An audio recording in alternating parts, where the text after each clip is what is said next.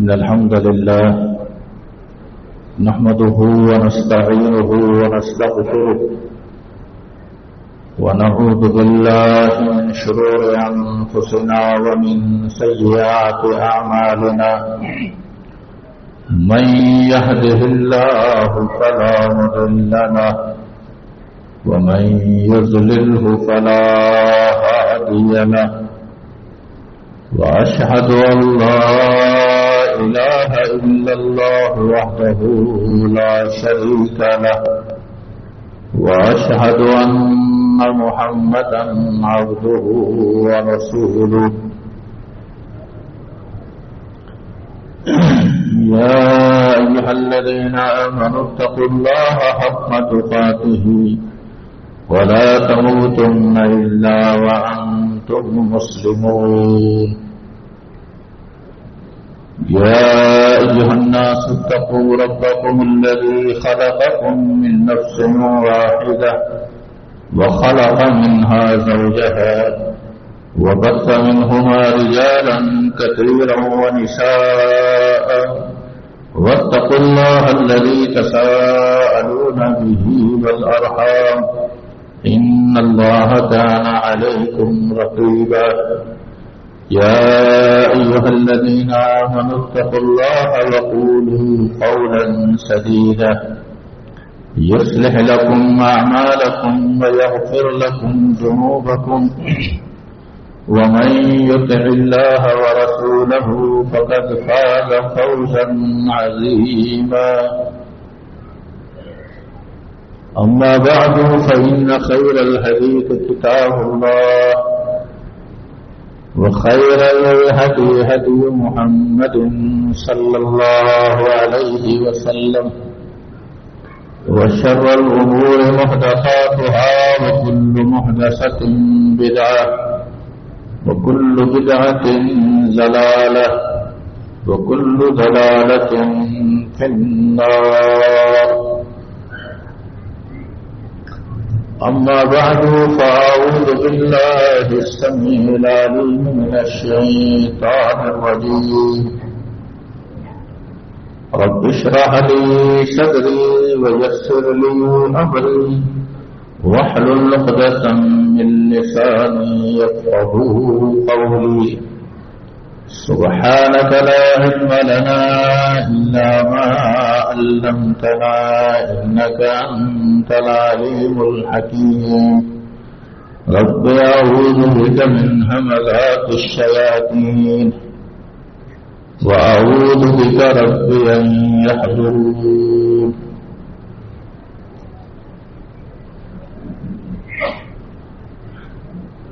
قل يا عبادي الذين أسرفوا على أنفسهم لا تقنطوا من رحمة الله إن الله يغفر الذنوب جميعا إنه هو الغفور الرحيم وقال الله سبحانه وتعالى في موضع آخر وإني لغفار لمن تاب وآمن وعمل صالحا ثم اهتدى وقال الله سبحانه وتعالى في موضع آخر والذين إذا فعلوا فاحشة أو ظلموا أنفسهم فاستغفروا لذنوبهم ومن يغفر الذنوب إلا الله ولم يصروا على ما فعلوا وهم يعلمون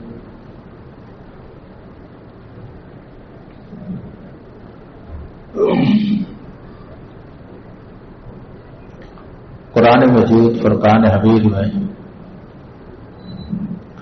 اللہ رب العزت نے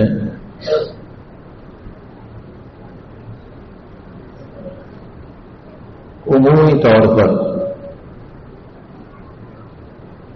جتنے بھی ایسے لوگ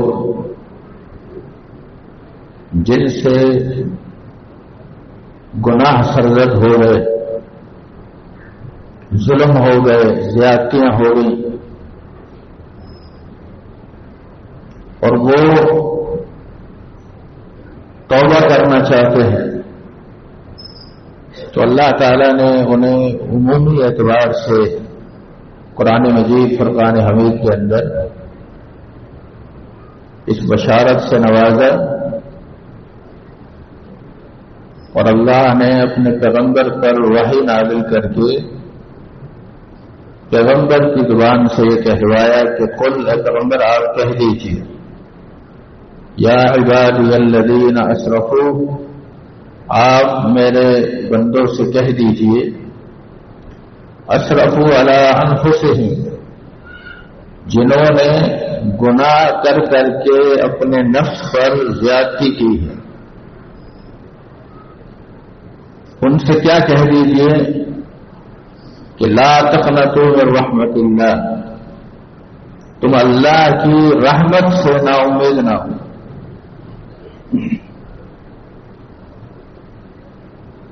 یعنی اللہ کی رحمت بہت وسیع ہے۔ ان اللہ یغفر الذنوب جمیعا، بے شک اللہ تعالی تمام گناہوں کو معاف کر دے گا۔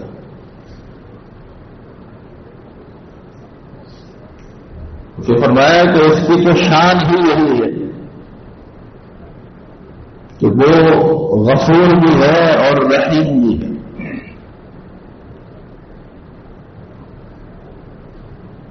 یہ دونوں اللہ کی بڑی جامع صفت ہے۔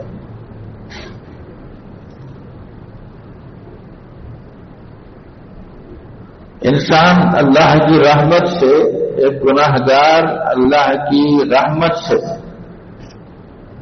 مایوس نہ ہو، اور صدق دل سے اگر وہ توبہ کرتا ہے، استغفار کرتا ہے، تو یقیناً اللہ تعالی اس کے تمام گناہوں کو معاف فرما دے۔ اس لیے کہ اللہ کی رحمت کی کوئی انتہا نہیں۔ صحیح بخاری کے اندر یہ بات موجود ہے، فرمایا کہ اگر کافر کو اس بات کا علم ہو جائے کہ اللہ کی رحمت کتنی وسیع ہے تو کافر کبھی جنت سے مایوس نہ ہو۔ اللہ کی رحمت اتنی وسیع ہے۔ صحیح بخاری ہی کی روایت ہے کہ جب اللہ کے رسول صلی اللہ علیہ وسلم نے فرمایا کہ جس وقت اللہ تعالیٰ نے رحمت کو پیدا کیا، رحم، تو اس رحمت کے اللہ نے 100 درجے بنائے، اور پھر اللہ تعالیٰ نے رحمت کا ایک حصہ جو ہے وہ آدم علیہ السلام سے لے کر قیامت تک آنے والے تمام انسانوں میں نہیں، تمام مخلوقات میں تقسیم کیے، اور 99 حصے اللہ نے رحمت کے اپنے پاس رکھے۔ یہ جو ایک حصہ تقسیم کیا، آپ نے مثال دیتے ہوئے فرمایا کہ تم نے کبھی دیکھا ہو کہ جانور بھی، گھوڑا بھی اپنے کھر کو اپنے بچے پر نہیں رکھتا کہ کہیں میرے بچے کو اس کھر کی وجہ سے اس کے اوپر رکھوں گا پاؤں تو اس سے تکلیف ہوگی۔ یہ احساس بھی اسی رحمت کا نتیجہ ہے۔ تو جب ایک حصہ اللہ نے تقسیم کیا تو جانور تک محروم نہ رہے، 99 حصے اللہ تعالیٰ کل قیامت کے دن تقسیم کرے گا، اور کتنا بدبخت ہوگا وہ جو اس دن اس سے محروم ہوگا۔ اس دن اس کو رحمت سے حصہ نہ ملے۔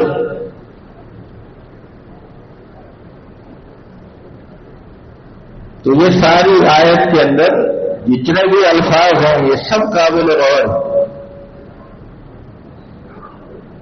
اللہ تعالیٰ نے ان لوگوں کو جن سے گناہ ہوئے اور بہت زیادہ گناہ ہوئے، ان کو بھی اللہ نے جب خطاب کیا تو یہ نہیں کہا اے گناہگارو، ایسے نہیں کہا یا عبادی الذین اسرفوا، اے میرے بندے۔ اللہ نے پھر بھی انہیں اپنا بندہ کہہ کر مخاطب کیا کہ تم سے یہ غلطیاں ہو گئی، گناہ ہو گئے، زیادتیاں ہو گئی، ظلم ہو گئے، لا تقنطوا من رحمت اللہ، میری رحمت سے مایوس نہ ہو۔ اللہ تمام گناہوں کو معاف کر دے۔ اس آیت نے وحشی بن حرب جیسے شخص کو، جس نے امیر حمزہ رضی اللہ تعالیٰ عنہ کو قتل کیا تھا، صرف قتل نہیں کیا، پھر آپ کا جسم چیرا، پھر اس میں سے آپ کا جگر نکالا اور ہندا کو جا کر دیا، اور اس نے بھی اسے چبانے کی کوشش کی۔ اللہ کے رسول صلی اللہ علیہ وسلم نے جب اپنے چچا کی لاش کی یہ حالت دیکھی تو آپ خود آجزیدہ ہو گئے۔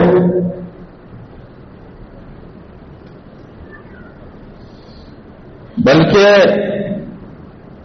یہ جو آیت ہے قرآن مجید کی، اس کے شان نزول میں امام ابن کثیر رحمۃ اللہ علیہ نے یہ لکھا ہے کہ اللہ کے رسول اتنے افسردہ ہوئے اور آپ کو اتنا اس پر ملال ہوا کہ آپ نے فرمایا کہ میں جب تک اس خاندان کے 70 افراد کو قتل نہ کروں اس وقت تک میں چین سے نہیں بیٹھوں۔ اتنا افسوس ہو، اتنا دکھ۔ اللہ نے آیت نازل فرمائے وَإِنْ عَاقَبْتُمْ فَعَاقِبُوا بِمِثْلِ مَا عُوقِبْتُمْ بِهِ۔ پیغمبر اگر آپ بدلہ لینا چاہتے ہیں تو آپ اتنے ہی کو مار سکتے ہیں جس نے اس کو قتل کیا ہے۔ وَإِنْ عَاقَبْتُمْ فَعَاقِبُوا بِمِثْلِ مَا عُوقِبْتُمْ بِهِ وَلَئِنْ صَبَرْتُمْ، لیکن اگر آپ صبر کر لیں لَهُوَ خَيْرٌ لِلصَّابِرِينَ، تو صبر بہتر۔ آپ نے فوراً فرمایا کہ ہم بدلہ نہیں لیں گے، ہم صبر نہیں کریں۔ وحشی بن حرب نے غزوہ احد کے اندر امیر حمزہ رضی اللہ تعالیٰ عنہ جو سید الشہداء ہیں انہیں شہید کیا، اور فتح مکہ کے بعد یہ وحشی بن حرب جب مسلمان ہوا تو آپ اندازہ کر سکتے ہیں ان الفاظ سے کہ جب یہ مسلمان ہونے کے لیے آیا تو آپ نے اس کا اسلام قبول کیا، پھر آپ نے اس سے ایک درخواست کی، فرمایا حل تستطیع ہو، کیا تو اس بات کی طاقت رکھتا ہے؟ کہا کیا؟ کہا ٹھیک ہے تم اسلام لے آئے، میں نے اسلام قبول کر لیا تمہارا، لیکن آج کے بعد میرے نظروں کے سامنے نہ آتا۔ وحشی بن حرب سمجھ لیا کہ اللہ کے نبی نے جملہ کیوں کہا کہ میں جب بھی سامنے آؤں گا تو اللہ کے رسول صلی اللہ علیہ وسلم کو آپ کے چچا کا وہ لاش کا منظر یاد آئے۔ پھر عہد کیا کہ جس طرح کفر میں رہتے ہوئے میں نے مسلمانوں کو بہت بڑا گجکا دیا اور بڑا نقصان پہنچایا، کبھی کوئی وقت آیا تو میں اس کے ازالے کی کوشش کروں۔ پھر یہی وحشی بن حرب ہے جس نے ابو بکر صدیق رضی اللہ تعالیٰ عنہ کے دور خلافت میں جب مسلمہ کذاب نے نبوت کا دعویٰ کیا اسے بھی واصل جہنم اسی نے کی۔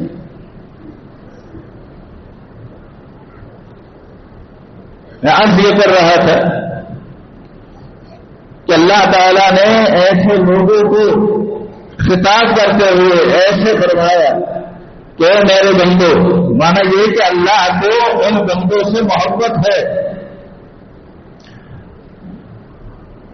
ہم بھی کسی شخص پر غصے ہوتے ہیں پھر اسے معاف بھی کر دیتے ہیں، اور اللہ کا معاف کرنا بھی ہے، لیکن فرق ہے آپ بعض دفعہ کسی کو معاف کر دیتے ہیں پھر اس سے اتنا تعلق نہیں رکھتے۔ اللہ کی صفت یہ ہے کہ وہ غفور بھی ہے اور رحیم بھی ہے، اللہ کی صفت یہ ہے کہ وہ غفور بھی ہے اور ودود بھی ہے. ودود کا معنی محبت کرنے والا. کہ اللہ کو اپنے ان بندوں سے جنہیں اللہ نے معاف کر دیا، پھر اللہ نے ان کو دھتکار نہیں دیا کہ بس گر کے تمہیں سائڈ میں ہو جاؤ، معاف کر دیا یہی کافی ہے. نہیں، اللہ کو ہم سے محبت بھی ہے. اللہ تعالی ایسے بندے کو جو صدقے دل سے توبہ کرے، توبہ کی بھی شرائط ہے. توبہ یہ نہیں ہے کہ انسان اللہ معافی دے دے یا اللہ معاف کر دے، ہم نے گناہ کیے، کبھی اجتماعی دعا کی اس میں کہہ دیا یا اللہ معاف کر دے، اور پھر مسجد سے باہر نکل کر وہی اس کے معمولات کہ جو حرام کھا رہا ہے وہ حرام نہیں کھا رہا. یہ توبہ نہیں. توبہ یہ ہے کہ انسان اپنے گناہ کا اعتراف کرے اور اس پر نادم ہو، پشیمان ہو. توبہ کا تو لفظ ہی یہ بتاتا ہے کہ توبہ کرنے والا شخص کے اندر اس گناہ سے اپنے آپ کو دور کرنے کی، بچانے کی پکی نیت ہو. توبہ بمانا رجع، واپس آ جانا. آپ ایک طرف کہہ رہے ہیں کہ میں توبہ کر رہا ہوں، اور دوسری طرف آپ اس گناہ پر اصرار کرتے ہیں، تو یہ توبہ نہیں، یہ تو توبہ کے ساتھ مذاق ہے. توبہ کرنے والا شخص، عائشہ رضی اللہ تعالیٰ عنہ سے روایت موجود ہے کتب سنن کے اندر، جامع ترمذی وغیرہ میں، ان العبد، اللہ کے رسول نے فرمایا ان العبد اذا اعترف ثم تاب تاب اللہ علیہ، کہ بندہ جو اپنے گناہ کا اعتراف کرے، وہ معترف ہو کہ واقعتاً مجھ سے یہ گناہ ہوا، ثم تاب، پھر توبہ کرے، پھر یہ قصد کرے کہ آج کے بعد یہ نہیں کرنا. امام مالک تو فرماتے ہیں کہ توبہ کی ایک ہی شرط ہے، یہی کہ بالقصد انسان یہ ارادہ کر لے تب جائے کہ میں نے آج کے بعد یہ گناہ نہیں کرنا. تفصیلات تو مسئلے کی بہت ہے کہ اگر اس گناہ کا تعلق حقوق العباد سے ہے تو پھر اس کا ازالہ کیا جائے. کسی انسان کی حق تلفی ہوئی ہے، کسی مسلمان کی حق تلفی ہوئی، یا کسی عام انسان کا بھی کوئی حق تلفی ہوئی ہے،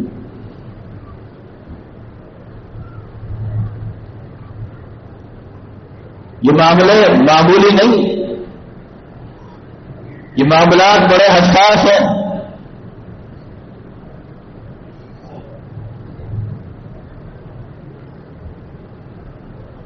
توبہ کرنے والا اعتراف گناہ کرے. اللہ کے رسول صلی اللہ علیہ وسلم کے دور میں ایک شخص سے گناہ ہو گیا، زنا جیسا پھل سرزد ہو. مائی اسلمی ان کا نام ہے، صحیح بخاری میں اور صحیح مسلم کے اندر واقعات موجود ہیں، روایات موجود ہیں. وہ خود اللہ کے رسول کے پاس گیا، حالانکہ جن امور پر، جن گناہ پر شریعت نے حد جاری کی، اس کا طریقہ یہ ہے کہ کسی نے اس کو وہ گناہ کرتے ہوئے دیکھا اور 4 آدمی اس پر گواہی دیں کہ ہم نے یہ کام اس کو کرتے ہوئے دیکھا ہے، تو اب اس پر حد واجب ہوئی. لیکن جب اس کو کسی نے دیکھا نہیں اور اس سے یہ گناہ ہوا، اور پھر وہ خود آ گیا، وہ خود آیا اور اس نے آ کر اعتراف کیا. اللہ کے نبی سے کہا طاہرنی یا رسول اللہ، اللہ کے رسول آپ مجھے پاک کر دیں، انی اصبت حدا، میں حد کو پہنچ گیا. تو آپ نے یہ سمجھا کہ یہ انسان کا تقوی ہے کہ وہ بعض دفعہ ایک چھوٹے گناہ کو بھی بہت بڑا سمجھ لیتا ہے. اب فرمایا کہ لعلک لمست، شاید کہ تم نے کسی کو چھو لیا ہو، کسی عورت کو، یا بہت سے گناہ کر لیا ہے. اس نے کہا نہیں، میں اس سے زیادہ معاملہ ہوگی. بعض روایت میں تو ہے کہ جب اس نے آپ کے پاس آ کر یہ الفاظ کہے فأعرض عنہ، آپ نے اس سے اعراض کیا، منہ پھیر لیا، تو وہ دوسری طرف سے آپ کے پاس آئے، پھر آ کر آپ سے کہا طہرنی یا رسول اللہ، اللہ کے رسول مجھے پاک کر.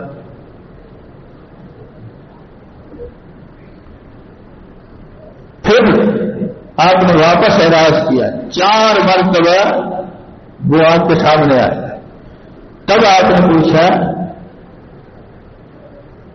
کہ تمہارے ساتھ تم نے اس طرح سے گناہ کیا ہے جیسے سلائی کو سرما دانی میں ڈالا جاتا ہے، اس طرح سے تم سے معاملہ ہوا ہے. آپ پوری ایک چیز کنفرم کرنا چاہتے ہیں. تو اس نے کہا کہ ہاں مجھ سے ایسے ہی گناہ ہوا. آپ نے صحابہ کرام سے کہا چونکہ وہ شادی شدہ تھا، فرمایا کہ جاؤ اور اس کو جا کر رجم کرو. صحابہ کرام نے اس پر سنگباری کی، پتھر مارے، وہ بھاگا بھی، اس کا پیچھا کیا، اس کو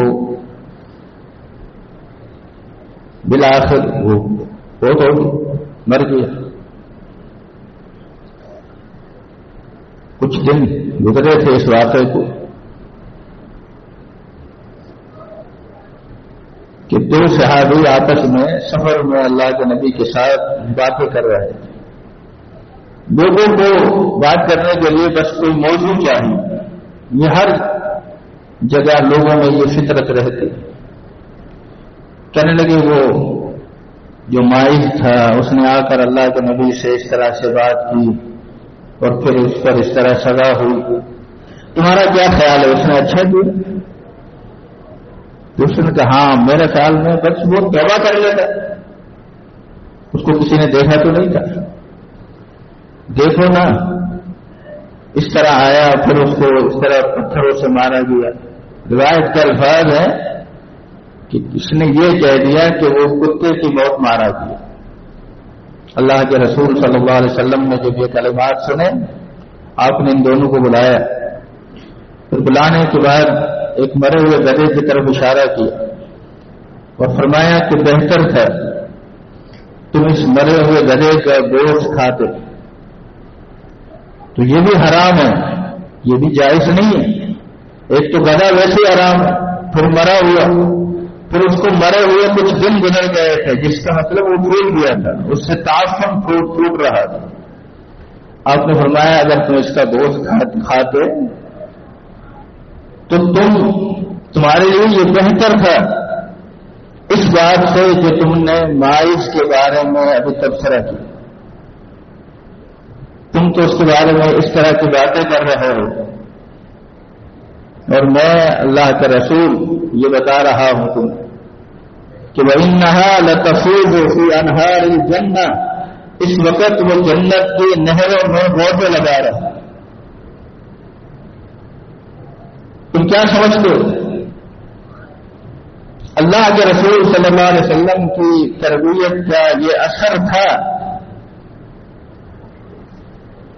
کہ آپ کی پوری زندگی جو نبوت کی زندگی ہے اور جس میں احکامات نازل ہوئے، تقریباً احکامات کا نزول مدینہ میں ہوا.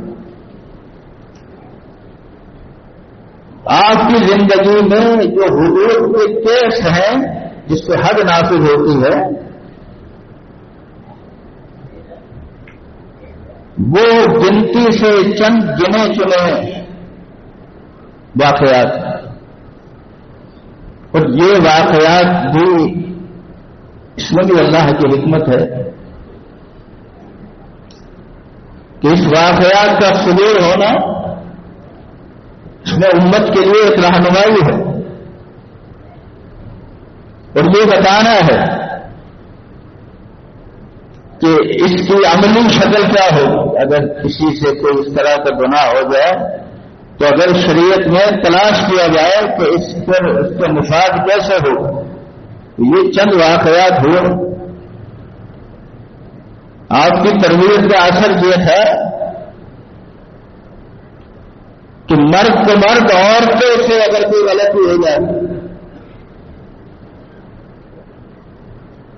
تو احساس گناہ اسے جینے نہیں دیتے. غامدیہ قبیلے کی ایک عورت جس سے یہ عمل ہو، ہمیشہ یاد رکھیے گا گناہ جب انسان سے ہوتا ہے وہ شدت جذبات میں ہوتا ہے. شدت جذبات میں آ کر انسان گناہ کر بیٹھے، اس سے بھی گناہ ہوگی اور اس گناہ کے نتیجے میں حاملہ ہو.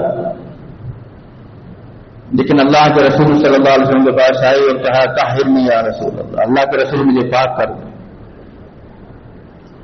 مطلب میں دنیا سے ایسے نہیں جانا چاہتی، میں پاک ہو کر جانا چاہتی ہوں. جس گناہ کی سزا دنیا میں دے دی گئی، یعنی جو حد شرعی اعتبار سے بنتی تھی اور وہ اس پر لگا دی گئی،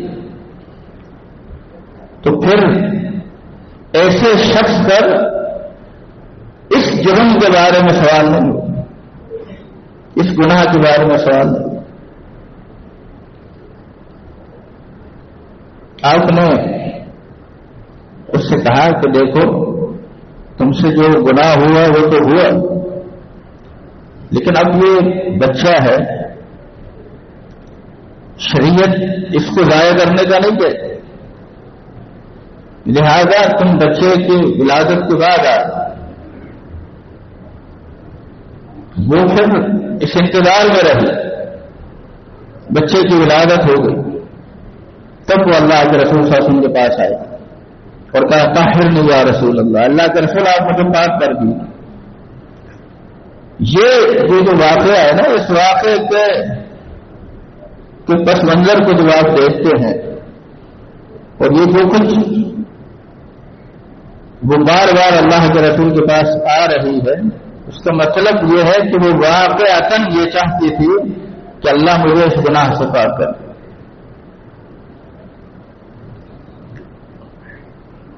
آپ نے پھر اس پر ایک شرط لگائی، فرمایا کہ اب تو یہ بچہ ہے، ابھی اس کی رضاعت کی مدت ہے، یہ کچھ کھانے پینے کے قابل ہو جائے پھر آنا.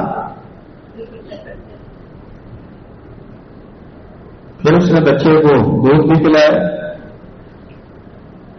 اور کوشش کی کہ بچہ جلدی کھانے پینے کے قابل ہو جائے، اس کا دودھ چھڑا دیا جائے. اور جب اب کی بار وہ آئی تو بچے کو ساتھ لائے، وفی یدہ کسرۃ من خبزہ، اور اس کے ہاتھ میں ایک روٹی کا ٹکڑا تھا بچے کے ہاتھ. اور پھر کہا اللہ کے نبی اب یہ کھانے کے قابل ہو گئے، طہرنی، آپ مجھے پاک کر دیجیے. تب پھر آپ نے ایک صحابی کو اس بچے کا کفیل بنایا کہ تم اس بچے کی پرورش کرو، اور پھر صحابہ سے کہا کہ اسے رجم کرو. رجم کرتے وقت کوئی بھی سزا دیتے وقت جو شریعت نے مقرر کی ہو، شریعت نے اس میں دو سزا دیتے وقت دو شرطیں لگائیں. ایک یہ کہ جب سزا دے رہے ہو لا تأخذكم بهما رأفة في دين الله إن كنتم تؤمنون بالله واليوم الآخر، کہ اگر تمہیں اللہ اور آخرت پر ایمان ہے تو جب سزا دے رہے ہو اس وقت تمہارے دل میں نرمی کا کوئی پہلو نہیں ہونا چاہیے. کیوں؟ اس لیے کہ اگر سزا دیتے وقت تمہارے دل میں کوئی نرمی کا پہلو آئے گا تو اس کا مطلب یہ ہے کہ تم رحم دل ہو اور اللہ غالب. اللہ نے حکم دیا ہے نا، تو تم اللہ سے زیادہ رحم کرنے والے ہو. اور دوسری قید یہ لگائی کہ وَلْيَشْهَدْ عَذَابَهُمَا طَائِفَةٌ مِّنَ الْمُؤْمِنِينَ کہ جب یہ سزا دی جا رہی ہو تو اہل ایمان کی ایک جماعت اس موقع پر موجود ہو تاکہ اس چیز کو دیکھ کر لوگ عبرت پکڑیں، معاشرے میں جرائم کم ہو، معاشرے کے اندر سے گناہ کا، جرائم کا، زیادتیوں کا، ظلم کا خاتمہ ہو، کسی تال کوٹڑی کے اندر کسی کو سزا نہ دی جائے، سر عام سزا دی جائے، تاکہ معاشرہ صاف اور پاک ہو۔ چنانچہ صحابہ کرام اسے لے گئے، اسے رجم کیا۔ ابن ماجہ کی روایت کے مطابق جب اس کے جنازے کی باری آئی تو ایک صحابی نے کہا اللہ کے رسول آپ ایک ایسی عورت کا جنازہ پڑھائیں گے جس سے ایسا ایسا معاملہ ہوا؟ اور ابن ماجہ کی روایت سے پتہ چلتا ہے کہ یہ بات کرنے والے جناب عمر تھے۔ تو آپ نے فرمایا کہ عمر، کوئی شخص سخاوت کرتا ہے تو کوئی اپنی مال کی سخاوت کرتا ہے، کوئی اپنی کسی اور چیز کی سخاوت کرتا ہے۔ تم جانتے ہو قد جادت بنفسہا، اس نے تو اپنے آپ کو پیش کر دیا نا، اس نے تو یہ نہیں سوچا کہ میں بھی آخر ایک عورت ہوں، عزت والی ہوں، مقام والی ہوں۔ اس نے کسی چیز کی پرواہ نہیں کی اور اپنے آپ کو پیش کر دیا۔ قد جادت بنفسہا، فرمایا وَإِنَّهَا لَقَابَتْ تَوْبَةً، اس نے ایک ایسی توبہ کی لو قسمت ما بین لابطیہا، کہ یہ جو دو پہاڑیوں کے درمیان جو بستی ہے، اگر ان کے تمام گناہگاروں پر اس عورت کی توبہ کو تقسیم کیا جاتا لوسعتہ، تو اللہ تعالیٰ ان سب کو معاف فرما۔ اس کی توبہ کے اندر یہ نیت ہے کہ میں پاک ہو جاؤں، میں آخرت کے عذاب سے بچ جاؤں، اللہ تعالیٰ مجھے سرخرو کر دے۔ کیا اللہ کے رسول صلی اللہ علیہ وسلم کی تربیت ہے، اور آپ کی تربیت یافتہ اس معاشرے کی جو مثال ہے، آپ بعد میں کبھی ایسی مثال تاریخ میں تلاش کرے تو نہیں ملتی کہ احساس گناہ انسان کو جینے نہیں دیتا، بار بار اس کو ایک ہی چیز ستائے جا رہی ہے کہ میرا کیا بنے گا۔ اس لیے گناہ کے، اس لیے توبہ کے شرائط میں یہ بات ہے کہ انسان اس گناہ کو ترک کرنے کی نیت کرے اور اپنے آپ کو اس گناہ سے پاک کرنا چاہے،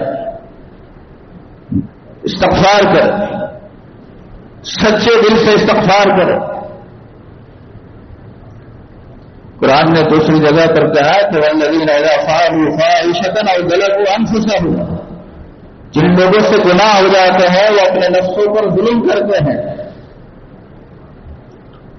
ذکر اللہ کر اللہ کو یاد کرتے ہیں، فاستغفروا لذنوبہم، اور اپنے گناہوں کی بخشش طلب کرتے ہیں، اور انہیں پتا ہے کہ اللہ کے علاوہ کوئی معاف کرنے والا نہیں ہے، ولم یغفر الذنوب الا اللہ، اور اللہ کے علاوہ کوئی معاف کرنے والا نہیں، ولم یصروا علی ما فعلوا، اور یہ بھی شرط لگائی کہ پھر وہ ان گناہوں پر اصرار نہیں کرتے، بار بار ان گناہوں کو نہیں کرتے۔ غلطی ہو گئی ہے، گناہ ہو گیا ہے، توبہ کر رہے ہیں، اور اس نیت سے کر رہے ہیں کہ آئندہ اس گناہ کو نہیں کرنا، ورنہ ان لوگوں کی توبہ نہیں، وَلَيْسَتِ التَّوْبَةُ لِلَّذِينَ يَعْمَلُونَ السَّيِّئَاتِ، ان لوگوں کی توبہ نہیں جو گناہ کرتے ہیں پھر توبہ نہیں کرتے حتیٰ کہ موت آ گئی قریب، اب روح نکل رہی ہے اور اب وہ کہہ رہا ہے میں توبہ کر رہا ہوں، میں معافی مانگ رہا ہوں۔ اس سے پہلے توبہ کر۔ اللہ تعالیٰ نے قرآن مجید کے اندر ایک قوم کا ذکر کیا، یونس علیہ السلام کی قوم کو۔ یونس علیہ السلام نے اپنی قوم کو کافی سمجھایا، نصیحت کی، قوم نہیں مانی۔ یونس علیہ السلام نے کہا کہ اگر تم نہیں مانو گے تو پھر اللہ کا عذاب آئے گا۔ ہوتا یہ تھا کہ جب کسی قوم پر اللہ کا عذاب آتا تو اللہ تعالیٰ پہلے پیغمبر کو کہتا کہ ان پر عذاب آئے گا اور اب تم یہاں سے چلے جاؤ۔ بس یونس علیہ السلام نے اس طرح اس حکم کا انتظار نہیں کیا، باقی آپ نے ان پر حجت پوری کی، اور جب آپ چلے گئے واقعہ آپ علماء اور خطباء سے سنتے ہیں، لیکن قوم نے یہ دیکھا کہ بادل آ رہے ہیں اور ایسا موسم بن رہا ہے جیسے بارش ہوگی، پھر یہ موسم ایک آندھی کی شکل میں تبدیل ہوگی۔ جب انہوں نے یہ دیکھا تو انہیں اس بات کا یقین ہو گیا کہ عذاب آنے والا ہے۔ اب توبہ کی انہوں نے، لیکن پھر توبہ کیسے کی کہ سب ایک میدان میں جمع ہو گئے، مرد، عورت، بچے، حتیٰ کہ مفسرین نے لکھا ہے کہ لوگوں نے جانور بھی اپنے لا کر، جیسے بکری تھی اور بکری کے ساتھ اس کا بچہ تھا، بکری کو الگ باندھ دیا اور بچے کو الگ باندھ دیا، اور ان کا مقصد اس سے یہ تھا کہ یہ بچہ بھی، یہ جانور بھی دل ملائے گا، اس کی ماں بھی، اور اللہ تعالیٰ ہم پر رحم کر۔ فرمایا کہ جب یہ منظر بنا تو ایسا تو کبھی نہیں ہوا پیغمبر کہ کسی قوم پر ہمارا آیا ہوا عذاب ٹل گیا، فنفعها ایمانها، اور ان کی قوم کو کہ ایمان نے ان کو نفع دیا ہو، الا قوم یونس، لیکن یونس علیہ السلام کی قوم نے جب ایسے موقع پر سچے دل سے توبہ کی تو اللہ نے ان سے آیا ہوا عذاب ٹال دیا۔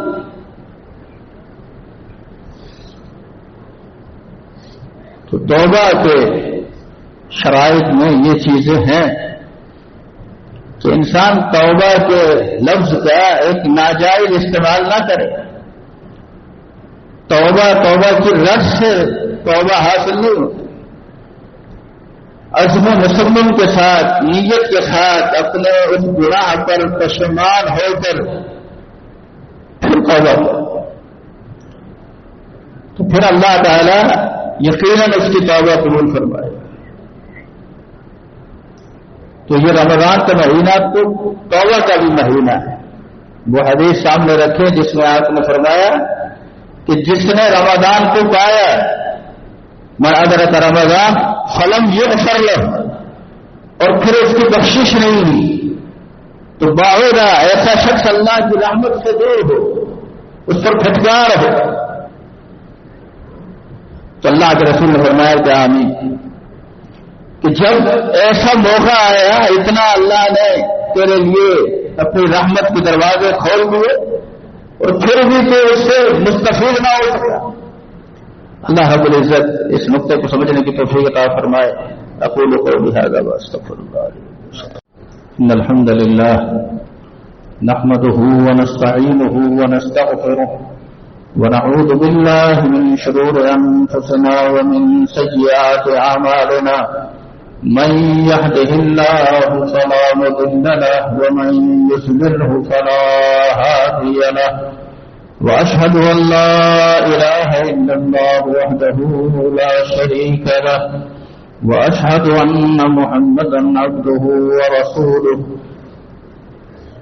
أما بعد فإن خير الحديث كتاب الله وخير الهدي هدي محمد صلى الله عليه وسلم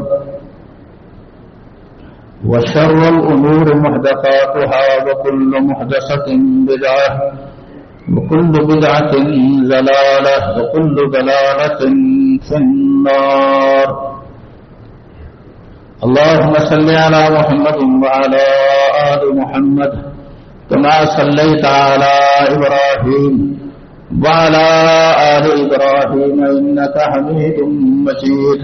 اللهم بارك على محمد وعلى آل محمد كما باركت على إبراهيم وعلى آل إبراهيم إنك حميد مجيد. اللهم إنا نسألك العفو والعافية في الدنيا والآخرة. اللهم إنا نسألك الهدى والتقى والعفاف والغنى. اللهم أحسن عاقبتنا في الأمور كلها وأجرنا من خزي الدنيا وعذاب الآخرة. تمام بیماروں کے لیے دعا کریں اللہ تعالیٰ انہیں شفا کاملہ نصیب فرمائے.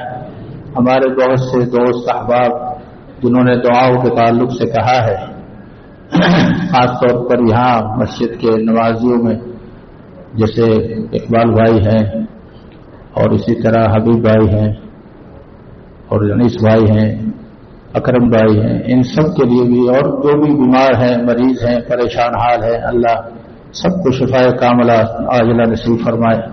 اللہ تعالی جو پریشان حال ہیں اللہ ان کی پریشانیوں کو دور فرمائے. اللهم انصر الاسلام والمسلمين. اللهم اعز الاسلام والمسلمين. اللهم انصر الاسلام والمجاهدين. ربنا اغفر لنا ولاخواننا الذين سبقونا بالايمان ولا تجعل في قلوبنا غلا للذين آمنوا ربنا إنك رؤوف رحيم. سبحان ربك رب العزة عما يصفون وسلام على المرسلين والحمد لله رب العالمين.